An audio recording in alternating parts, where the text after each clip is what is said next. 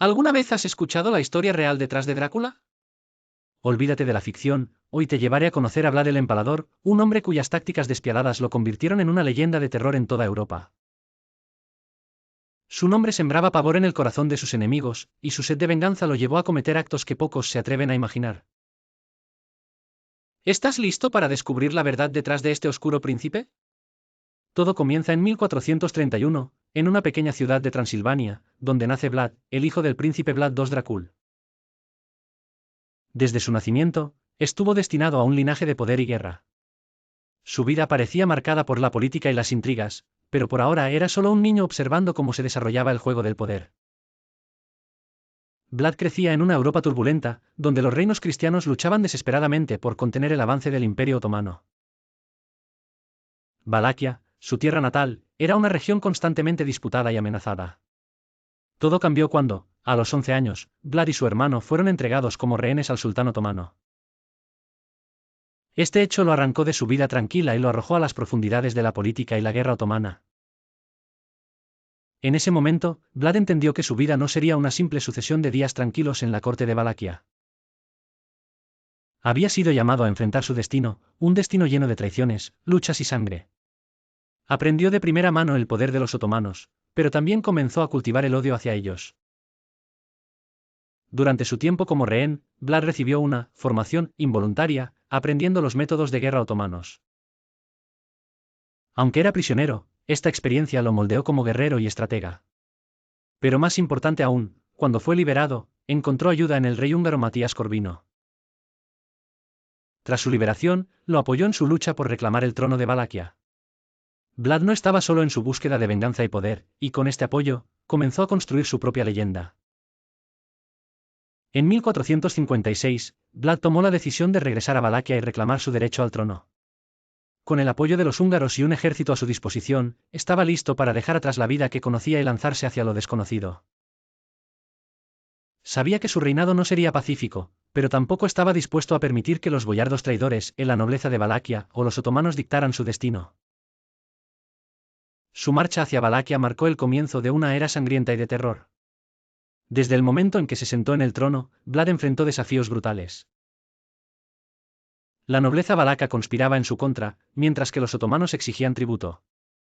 Vlad, sin embargo, no estaba dispuesto a ceder a ninguno. Comenzó una purga implacable entre los boyardos, empalando a miles de ellos como advertencia a los traidores. Su vida se convirtió en una sucesión de conflictos, luchó contra la invasión otomana y enfrentó las traiciones internas. Sus tácticas de terror incluían crear bosques de empalados para amedrentar a sus enemigos. Su enfoque hacia los desafíos era claro: gobernar a través del terror. Sabía que su reino, débil y rodeado de enemigos, solo podría mantenerse en pie si sus enemigos le temían más a él que a los otomanos. Vlad perfeccionó el empalamiento como su método de castigo y tortura, con una brutalidad tal que rápidamente sus enemigos comenzaron a temerlo. No solo combatía en el campo de batalla, sino que también combatía con la psicología, usando la crueldad como su arma principal.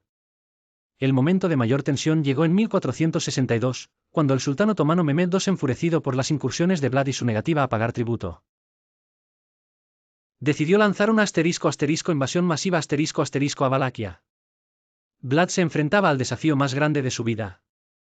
Aunque sus tácticas de guerrilla y su ataque nocturno en la batalla de la noche de 1462 retrasaron a los otomanos, el enorme ejército del sultán superaba ampliamente sus fuerzas. Vlad sabía que estaba al borde de la derrota, y la traición comenzó a gestarse a su alrededor. Después de resistir durante años, el verdadero tesoro que Vlad obtuvo no fue material. A pesar de sus crueles métodos, se convirtió en un símbolo de resistencia para su pueblo. Demostró que incluso un pequeño reino como Valaquia podía desafiar a un imperio tan grande como el otomano. Aunque sus métodos eran espeluznantes, su legado como defensor de su tierra quedó grabado en la memoria de su gente. Finalmente, en 1462, Vlad fue traicionado por los nobles de Valaquia y encarcelado por su antiguo aliado, Matías Corvino. Este encarcelamiento no solo debilitó su poder, sino que también lo alejó del trono que había luchado tan ferozmente por defender. Vlad había pasado de ser un temido príncipe guerrero a un prisionero político, pero su reputación de crueldad y fuerza continuó creciendo. Fue liberado años más tarde y regresó brevemente al trono, pero el desgaste de las batallas había cobrado su precio. Después de recuperar brevemente el trono, en 1476, Vlad fue asesinado en una emboscada. Su muerte fue violenta, como había sido su vida. Su cabeza fue enviada como trofeo al sultán otomano, y así terminó la vida del príncipe de la oscuridad. Sin embargo, Vlad no regresó a la vida normal. Regresó como una leyenda. En Valaquia, sigue siendo recordado como un héroe nacional que defendió su tierra de la dominación otomana, mientras que en el resto del mundo su crueldad lo transformó en un símbolo del mal. El legado de Vlad Dracula continuó después de su muerte, pero en dos formas muy distintas. En Rumanía, se le recuerda como el héroe que defendió ferozmente la independencia de Valaquia. En la cultura occidental, gracias a Bram Stoker y su novela Drácula, Vlad fue transformado en una figura mitológica del horror, el vampiro más famoso de todos los tiempos. Su brutalidad y el mito alrededor de su nombre lo hicieron inmortal en la cultura popular. La historia de Vlad el Empalador nos deja con una lección inquietante: el poder y la crueldad pueden transformar a un hombre en una leyenda, pero también dejan cicatrices profundas en la historia. Vlad defendió su patria, pero lo hizo a un precio altísimo, utilizando el miedo como su herramienta principal. Su legado sigue vivo, mostrándonos que la historia no siempre es blanco o negro. A veces, los héroes también tienen oscuridad dentro de ellos. En la vida, el poder puede corromper y el miedo puede controlar. Pero las leyendas, por más oscuras que sean, nos enseñan que incluso los más temidos dejan una marca indeleble en el mundo. ¿Qué precio estás dispuesto a pagar por tu legado?